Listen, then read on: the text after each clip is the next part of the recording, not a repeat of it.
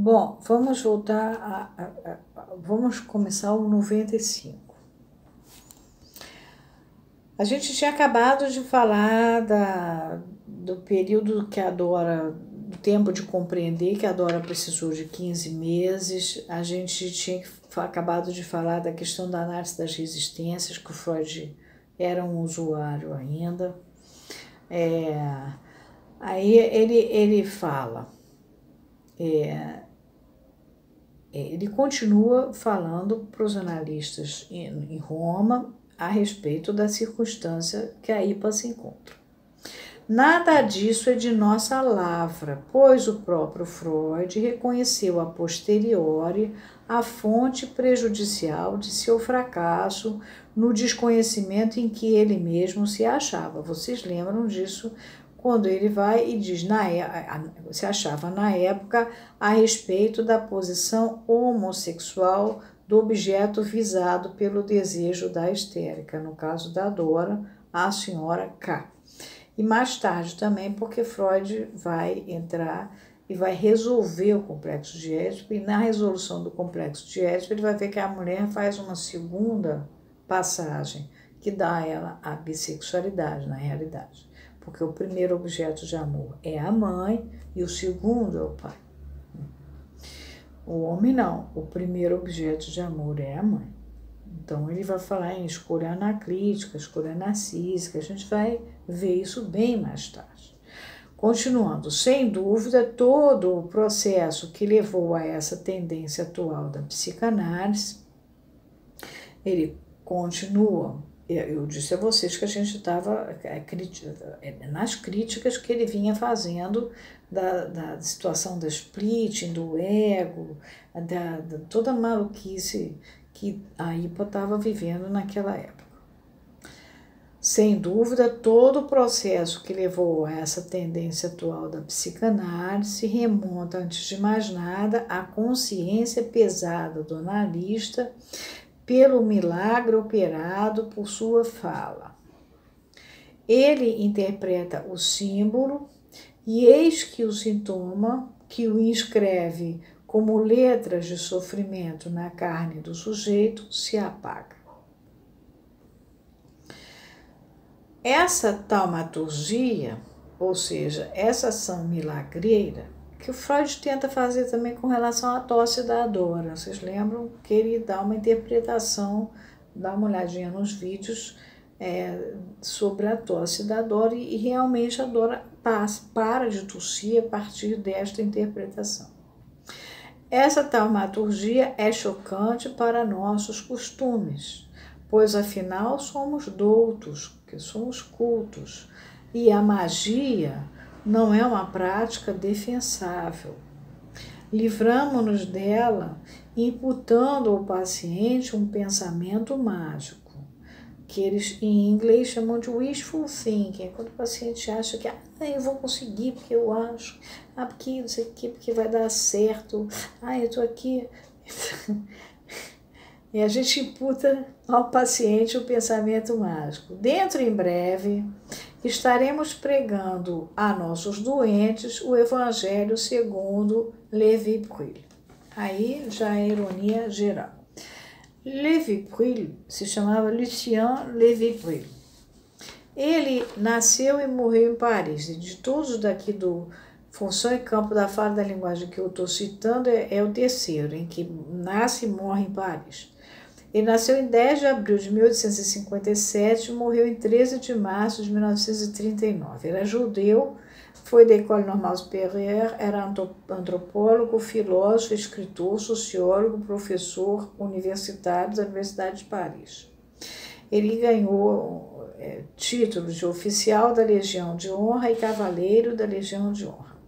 Segundo ele, os homens das sociedades chamadas pouco diferenciadas teriam uma mentalidade pré-lógica que não estaria submetida aos princípios de contradição e causalidade, como nós estamos, mas seria baseada em representações míticas. Grande, segundo a Wikipédia, ele deu grande contribuição por ter permitido uma compreensão dos fatores irracionais no pensamento e nas religiões primitivas. Até lá, continuando Lacan, eis-nos transformados em pensadores, e eis também restabelecidas as justas distâncias que é preciso saber guardar dos doentes e das quais, sem dúvida, tínhamos abandonado meio apressadamente a tradição tão nobremente expressa nessas linhas de Pierre Janet. A gente viu Pierre Janet no parágrafo 84. Sobre as pequenas capacidades da histérica, comparadas a nossos píncaros. Ela nada compreende da ciência. Confia no Janet, falando da pobrezinha, e não imagina que possamos interessar-nos por isso. Se pensarmos na falta de controle que caracteriza seu pensamento, em vez de nos escandalizarmos com suas mentiras, que aliás são muito ingênuas, ficaremos surpresos antes de que ainda haja tantas que são sinceras. Fecha aspas, etc. Pelo visto, Pierre Janet vai continuar. Imaginem isso para Lacan, que é um homem que, afinal, trabalhou com a questão do discurso da histérica no seminário 17, mostra exatamente que é o mesmo discurso que o da ciência e assim por diante. Ou o próprio caso Dora, vocês veem como a Dora, o Freud diz que ela sabia muito bem as coisas, ela dominava os termos técnicos até da circunstância sexual com a qual eles estavam lidando na conversa. Que tanta ingenuidade é essa?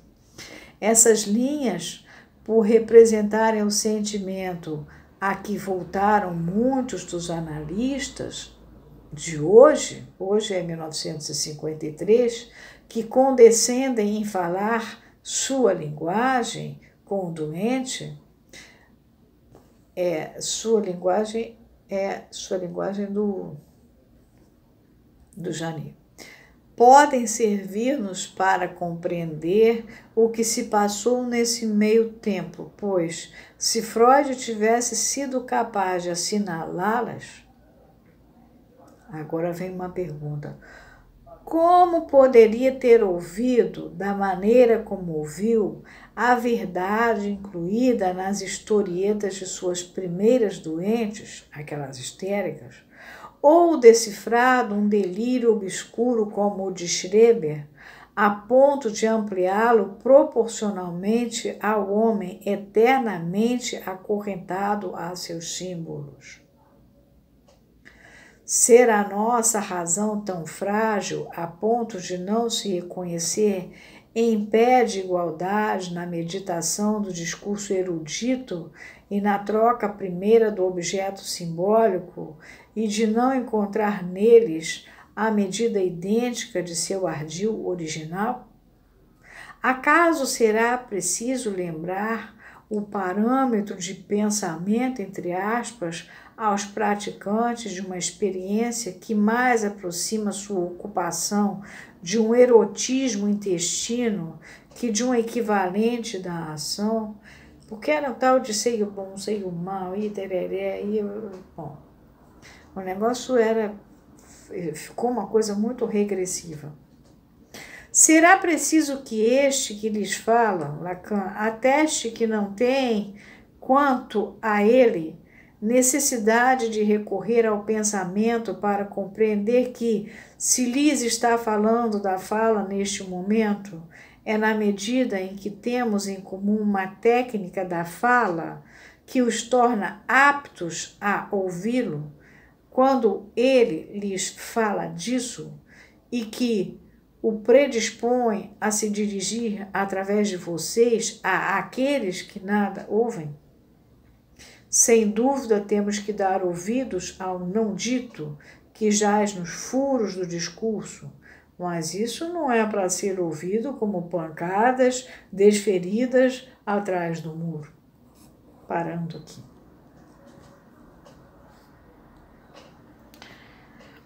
Olha, gente, eu vou seguindo. Isso aqui, por que eu tive que parar e ver caso clínico? Porque essa parte é as ressonâncias da interpretação, não se esqueçam, é a terceira parte, ela é extremamente importante. As ressonâncias da interpretação e o tempo do sujeito na técnica psicanalítica. Por isso foi necessário tantas paradinhas e dar olhadinhas para cá e para lá. Agora a gente vai 95, 96, 97, 98, 99, 100, 101. A gente vai começar a partir do 102. Parágrafo, tá? O próximo.